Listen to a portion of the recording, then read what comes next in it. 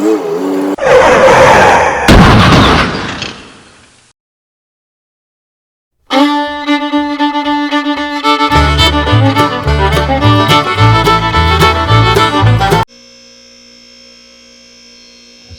here we are, guys. The very first time lifting a car up on the hoist.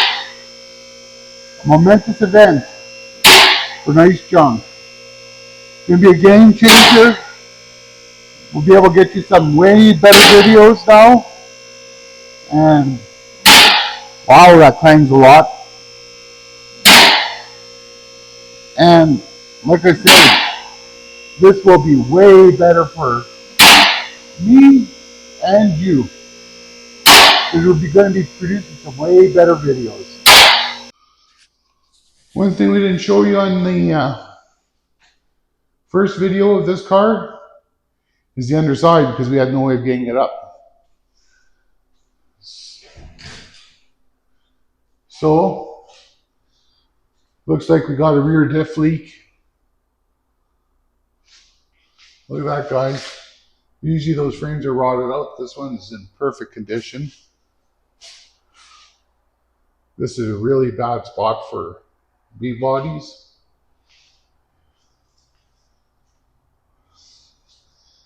Them floors are fantastic. Even this exhaust, even though it's just skinny little factory exhaust, muffler's solid.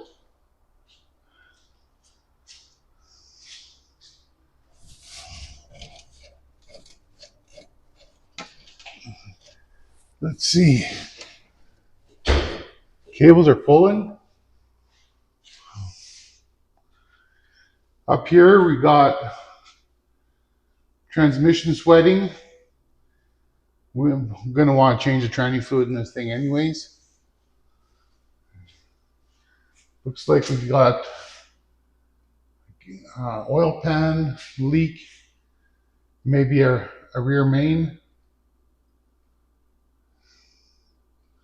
Look at that oil filter. How old is that?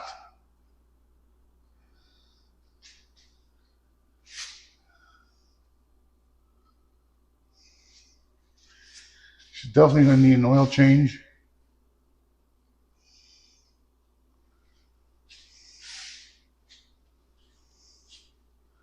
This thing is very solid.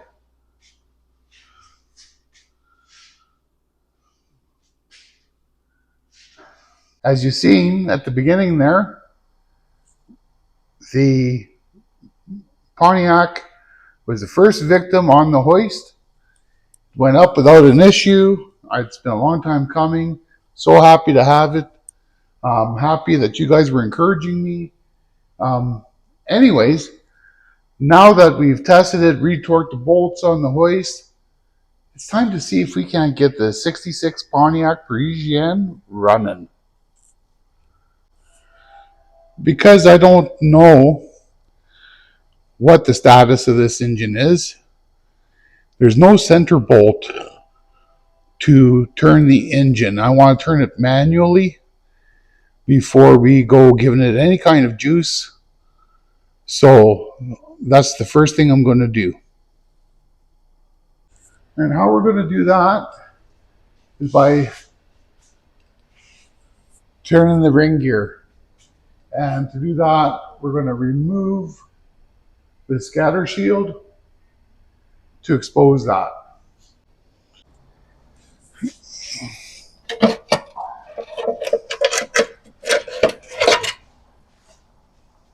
So with the help of this flywheel wrench, or ring gear wrench, whatever you want to call it,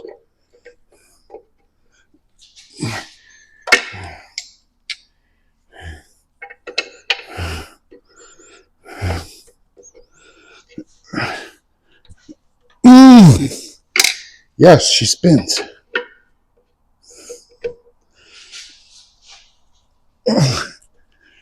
Perfect.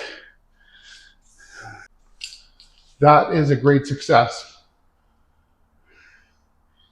So now I guess it's time to get her rotating through a battery.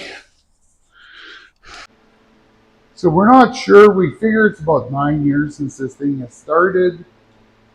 Got it to turn like you seen earlier. Now I'm just going to put a fresh battery in there and see if we have power to the starter.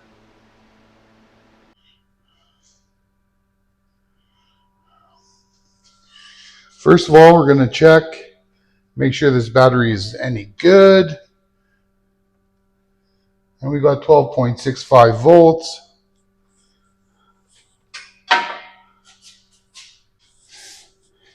Now look at this stupid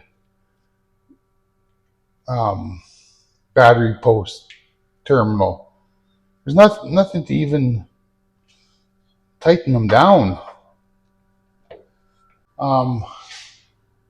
What I decided to do is just test the starter with a screwdriver and see if we've got a faulty starter.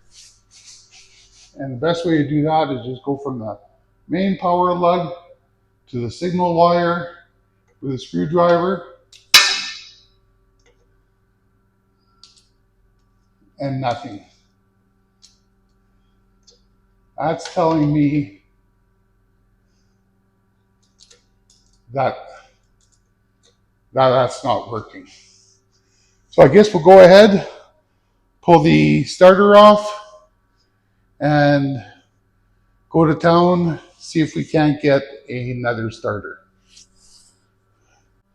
So all I'm going to do is disconnect these two wires and these two bolts. That one there, this one there, well, there, and then I'll get the starter out. I'm not going to video that because I need to get this done before the parts store closes. So we put the starter in, hooked up this remote controlled starter unit, and let's see if it works. Oh, I also put on these fancy vice grip battery posts.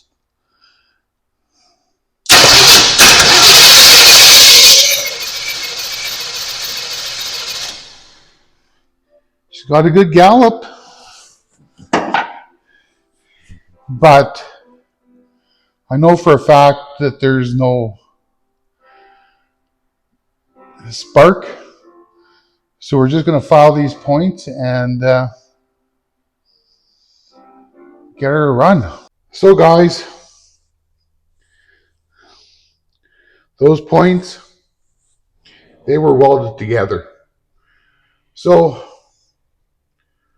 what do you do when you have welded points? We're just going to take the top end of this motor off, put a aluminum 4-barrel intake manifold, put the Edelbrock 4-barrel carburetor on it, replace the valve covers, and put an HEI, because that's so much more easier than buying a set of points. I hope you enjoyed this episode. And make sure to like, share, subscribe. And that was some nice junk.